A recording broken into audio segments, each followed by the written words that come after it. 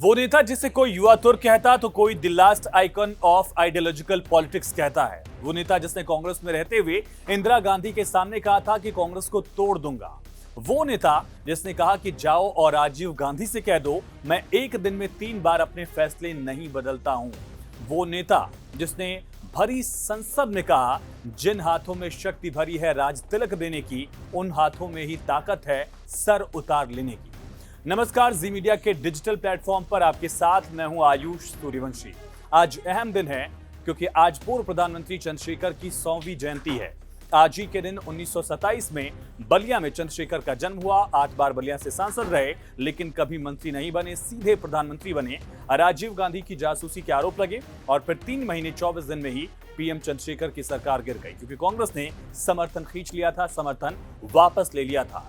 चंद्रशेखर के इस्तीफा देने के संबंध में शरद पवार अपनी आत्मकथा on my terms from the grassroots to the corridors of power में इसका जिक्र करते हैं।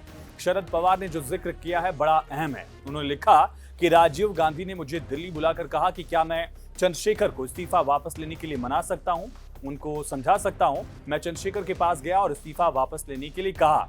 चंद्रशेखर ने तब गुस्से में कहा आप प्रधानमंत्री के पद का कैसे इस तरह उपहास कर सकते हैं। उन्होंने ये भी कहा कि जाओ और उनसे कह दो चंद्रशेखर एक दिन में 3 बार अपने विचार नहीं बदलता है। वहीं चंद्रशेखर और इंदिरा गांधी का भी एक फेमस किस्सा कई मौकों पर बताया जाता है। जब चंद्रशेखर ने कही थी कांग्रेस को तोड़ने की बात, वो भी इंदिरा गांधी के सामने। ये कहानी है तब की जब देश में आपातकाल नहीं लगा था और चंद्रशेखर कांग्रेस में ही हुआ करते थे।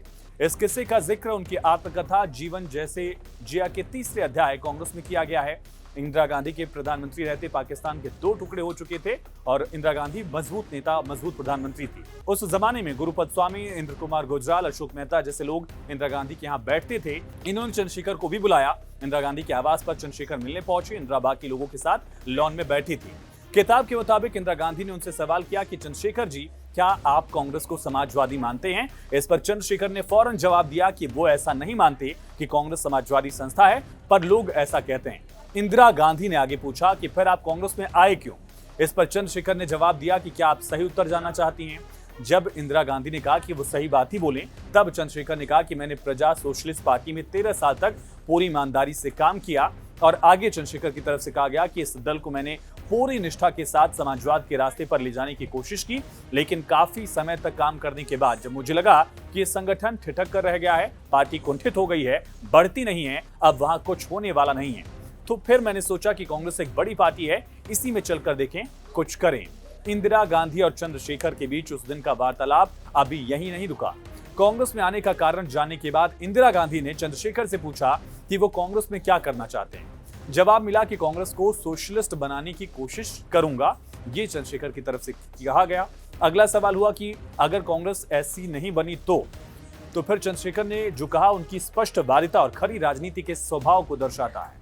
उन्होंने कहा कि कांग्रेस को तोड़ने का प्रयास करूंगा क्योंकि जब तक ये टूटेगी नहीं तब तक देश में कोई नई राजनीति नहीं आएगी।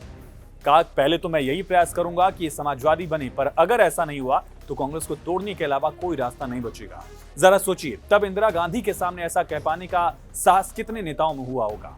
तब इस संवाद को आगे बढ़ाते हुए इंदिरा गांधी ने यह भी जानना चाहा कि पार्टी तोड़ने से क्या मतलब है। तब चंद्रशेखर की तरफ से जो जवाब दिया गया वो उनकी आत्मकथा में दर्ज है। चंद्रशेखर ने कहा कि कांग्रेस बरगद का पेड़ हो गई है, इसकी फैली छांव में कोई दूसरा पौधा विकसित नहीं होगा। इस बरगद के नीचे कोई पौधा पनप नहीं सकता, इसीलिए जब तक पार्टी टूटेगी नहीं, कोई क्रांतिकारी परिवर्तन नहीं होगा। भारत की सबसे शक्तिशाली नेताओं में शुमार की जाने वाली इंदिरा गांधी के सामने चंद्रशेखर की साफ वो इस बात का उदाहरण है कि आखिर क्यों उन्हें राजनीति में युवा तुर्क कहा गया है। वहीं चंद्रशेखर की 4000 किलोमीटर से ज्यादा दूरी तक की पदयात्रा भी लगातार चर्चा में रही। इसकी भी कई मौकों पर चर्चा की जाती है। इस वीडियो में इतना ही। बाकी तमाम खबरों के लिए आप जुड़े रहिए जी न्यूज के साथ।